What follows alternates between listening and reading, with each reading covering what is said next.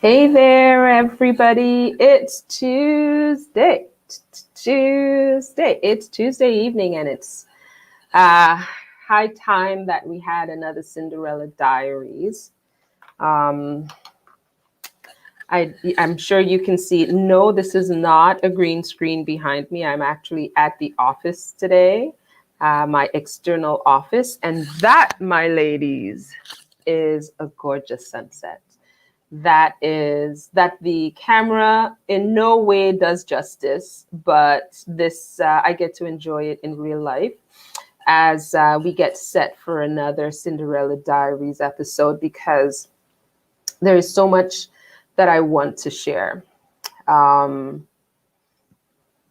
I guess today I want to talk about how we have to be advocates for ourselves and for those around us. And I will start by sharing with you a story.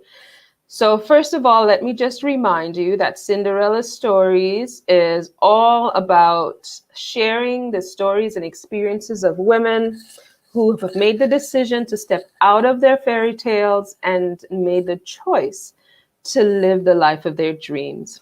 And the steps, the experiences, they went through to get there.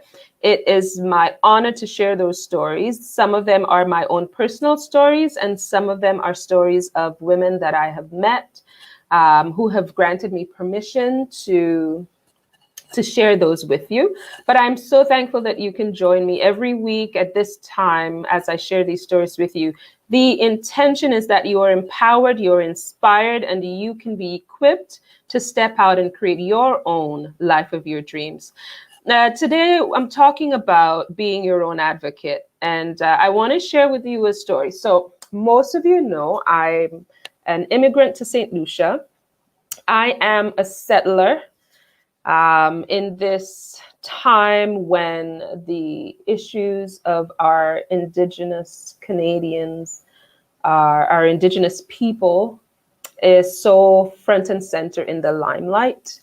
And I don't like to be trendy, and I don't like to latch on to stories for the sake of sound bites. I believe that the things I share need to be impactful.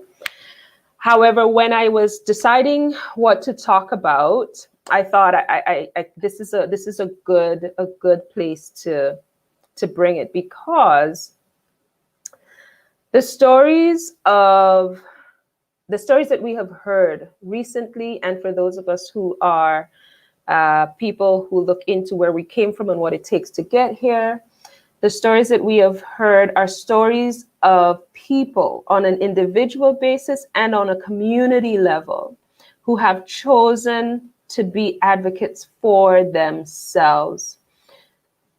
Being an advocate for yourself does not mean that you have it all figured out or that you're getting all the results that you want. Being an advocate, in my mind, means that you are unafraid, you are determined to speak up and speak out so that you are heard. And for generations now, our Indigenous people have been doing that.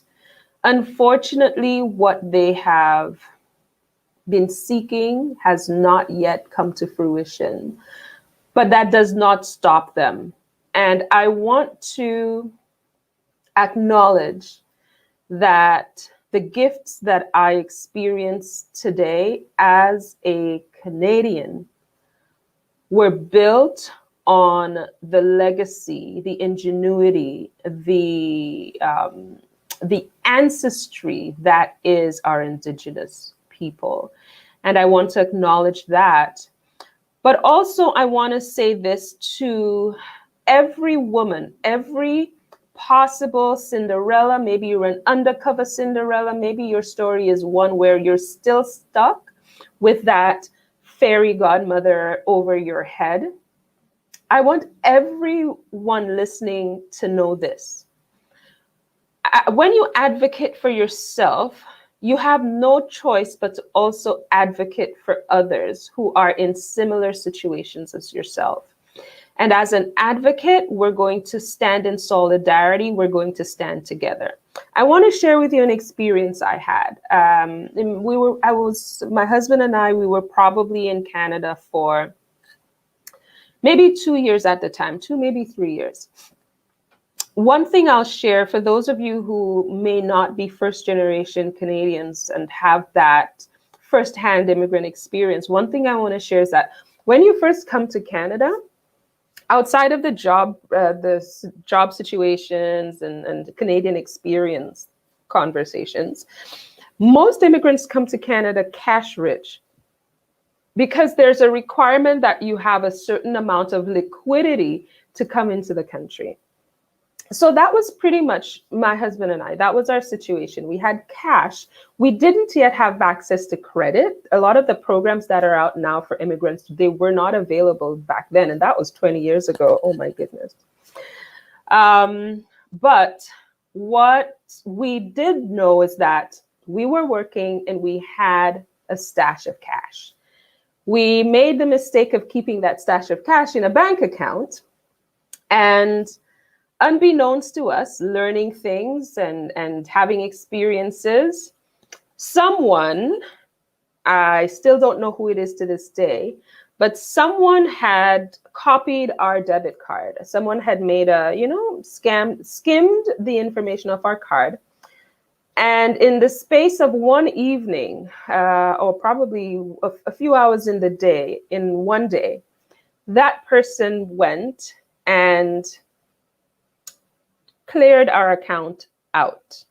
Let me tell you how I found out.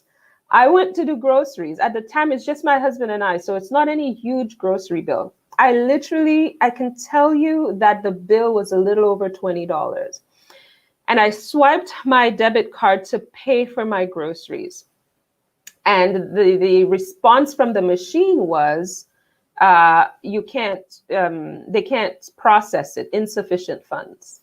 I had that experience, and I'm at the grocer waiting to pay for my little bit of groceries, and I couldn't pay for it. Embarrassment to the hilt. I didn't know what was going on at the time, but imagine knowing what I know was in the bank and swiping for 20 some odd dollars. That made no sense to me. So I was very confused. I thought there must be something wrong. At that time, our bank of choice, it was one of the big fives. Our bank of choice was already closed down for the evening, but I'm stressing now because obviously something is wrong. So I go to the bank the next day, and this is my experience because my husband went to work, and this is me taking it on. That's another Cinderella episode, but this is me dealing with the stuff that hits the fan, usually falls in my deck to deal with. But this is me going to the bank and figuring out what just happened. We found out that the perpetrator, Lord, the word is just too nice to use for what happened here. But the person who drained our account went from one max convenience to the next, and withdrew $500 at one. Then they went to another one, they did $500 more, and to another one, $500 more, to another. And when they could no longer get 500, because you could see the progression of withdrawals in the transactions that was happening. Anyway, when they couldn't get $500 anymore, they started taking out $100 at each time at a different location. And when they couldn't get hundreds, they went to 20s, and then that was that. We were drained. We were drained so proficiently that I could not even pay for a little over $20 of groceries. Needless to say, I am a proud woman. And the embarrassment I felt at the grocery store, even knowing that nobody there knows me, they don't know my mother, they don't know my father or anything like that, it was just downright embarrassing. But it was also around the time when my rent was due. So not only could I not pay for the groceries, I also couldn't pay for my rent. That is not what I want to share. That detail you need to know. But here's where I want you to go with me. I want you to go with me to the bank. that next day when all of these transactions are showing on my account. And I'm saying to the attendant, to the customer service representative, these are not mine. So they've said to me, go see, I guess, a senior person in the bank, maybe the manager. I'm not quite sure the title he held at the time. So eventually I got to sit at the desk of someone in a position to help me. At least that's what I thought. I explained the situation, and by then I'm stressing, I'm hyperventilating. It's not good. I'm trying to hold it together because I have literally no money. I spoke to the manager, and the manager said to me, oh, it looks like this thing, someone has compromised your account. And, we need to look into what has happened here. So I said, okay, please look into it. When are you going to have this done? He said to me, 3 to 4 weeks. This man said to me 3 to 4 weeks.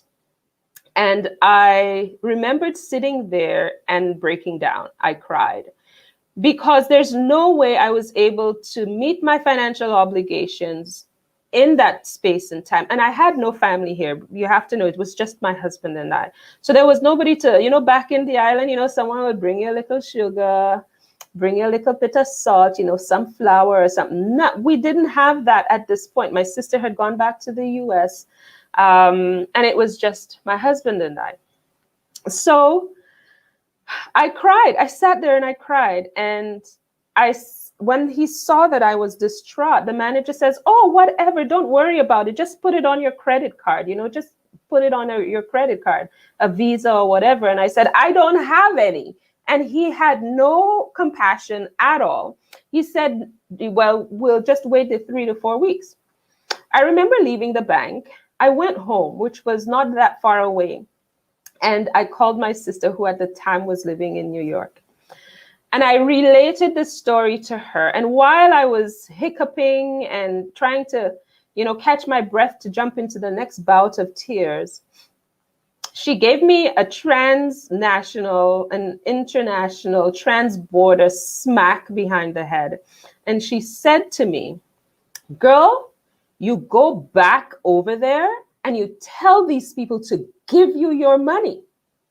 She also shared with me that there's something called an ombudsman that is available within the financial sector, and that I should let the bank manager know that I had made contact with the ombudsman and that the ombudsman will be looking into the situation.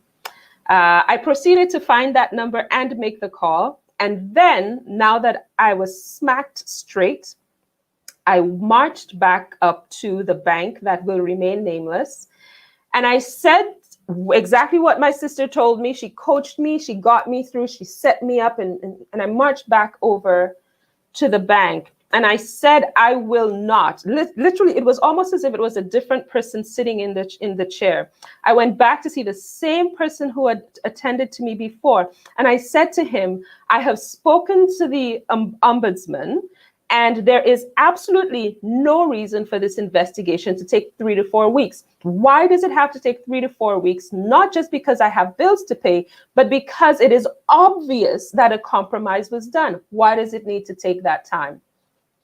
When the manager said, heard me say that, he said, please keep your voice down. Oh, Lord, help me, somebody. He said, keep your voice down. And I said to that man, I said, I will not keep my voice down. I need to ensure that you hear me. And if necessary, I will ensure that every customer on the line outside understands what is happening in this office.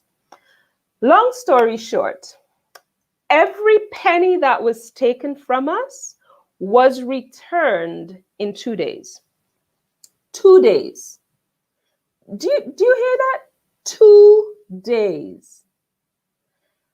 I went from being accepting of a 3 to 4 week time frame to have the essential resources of my finances restored, to standing up for myself and what I understood once I was taught and I knew better, and having resolution in 2 days.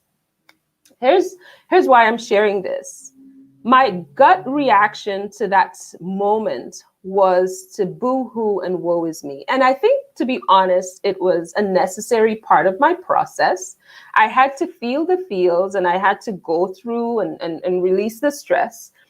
But I also think that the other part of this was having someone who could get me the support I need, provide to me the support I needed, and then and then go with me, albeit mentally and emotionally providing that support, and then go with me. Here's why I'm sharing this with you today.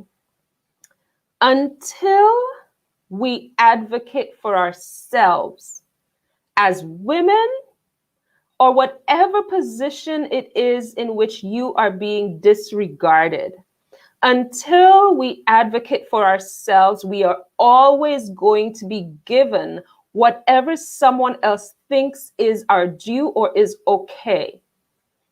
Let's not do that. Let us step outside of being the damsel in distress and not wait for our fairy godmother to wave a wand, because it's not happening. We have to step up and say, this situation is not fair. This situation is not right. This is unacceptable.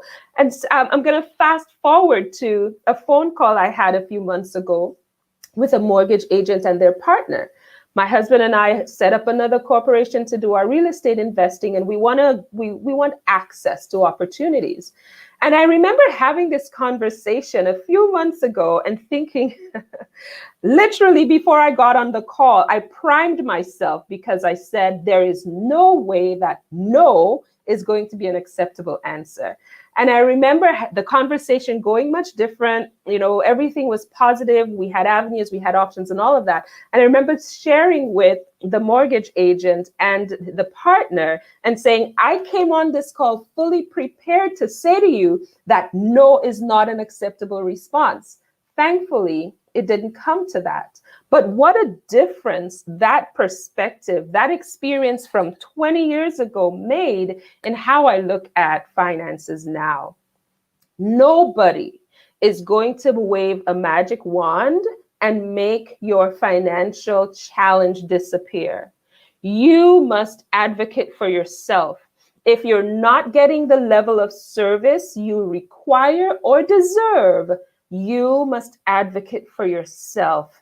If you are not getting access to opportunities in finances, whether it is getting a different card with a lower interest rate, or getting access to another kind of mutual fund or stock that you see doing well, but you want to get access to it, but it's not available, you must advocate for yourself.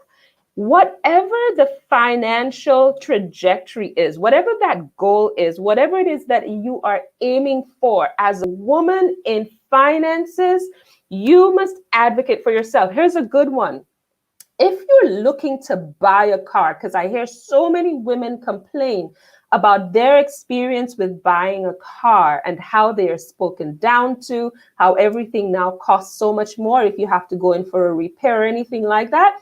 We have to learn to advocate for ourselves because there's no one riding into our rescue. In fact, sometimes when others ride into your rescue, it comes at a cost that we are not willing to pay. So advocate for yourself, speak up for yourself, stand up for yourself. It might make you feel uncomfortable just that one time. After that, you'll see the difference it makes. Remember, when I advocated for myself, 3 to 4 weeks to get my money back turned into 2 days. Imagine the things that they have made us wait for, they have made us beg for, the things that they have made us have to prove ourselves for.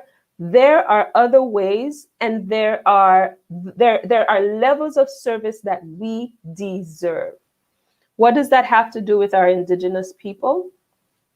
They have shown us that regardless of what they have come from, they are a resilient people who are not going to back down. And I wish for every woman on this who will hear this Cinderella Diary entry, I wish that you would advocate not just for yourself, but for every other woman who has to deal with a challenge. In our case, when it comes to finances.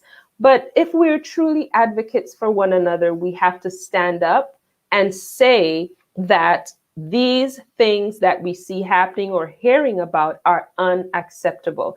It doesn't have to happen to you for you to be an advocate. So I'm thanking all those who went before me and laid the groundwork, sometimes in blood and tears, to allow me the freedoms that I have now, the opportunities that I have now. And I am saying to them that I am committing to be an advocate for every woman who is out there, every child that does not have a voice. We need to be our own advocate, not waiting for someone to rescue us.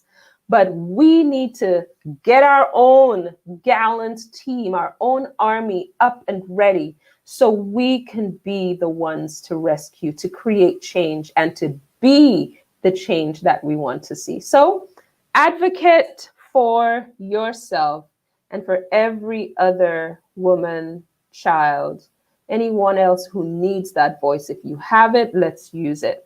So thank you for joining me on this Cinderella Diary. I hope and pray that you have had some nugget that has inspired you, some nugget that has helped you see things a little differently. Do not accept any situation that is less than what you deserve or even what you desire. Find your way around it. Stand up, strong, and advocate for yourself. Take care.